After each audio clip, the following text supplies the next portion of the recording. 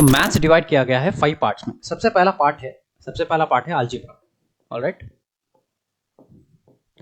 Second part है calculus, third part है coordinate geometry, और फोर्थ पार्ट है ट्रिग्नोमेट्री,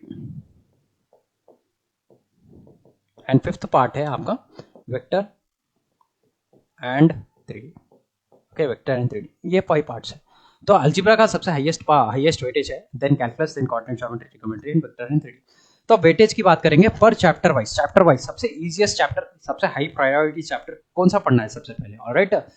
चैप्टर वाइज वेटेज देखेंगे तो चैप्टर वाइज वेटेज देख लीजिए, ये है chapter wise weightage, alright.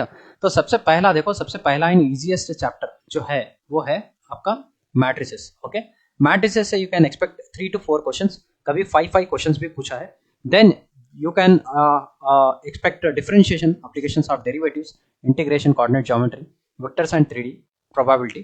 Okay, coordinate geometry में देखो straight line नहीं, alright, straight line से you are going to get 4 marks. Okay, तो day 1 से study plan day 1 से 20. Okay, कौन से चैप्टर्स पढ़ना है? सबसे पहले matrices 1 to 3 days, 4 to 6 days में आपका डिफरेंशिएशन है, so on so forth. Okay, ये टोटल थिंग है, alright. So इसका मतलब ये है 28 days तक हम लोग high weightage chapter, medium weightage chapter complete करेंगे, ऑलराइट, राइट। तो सबसे पहले हम लोग स्टार्ट करेंगे मैट्रिसेस से। तो मैट्रिसेस देखिए, मैट्रिसेस में कौन से पार्ट से क्वेश्चन पूछा जाता है।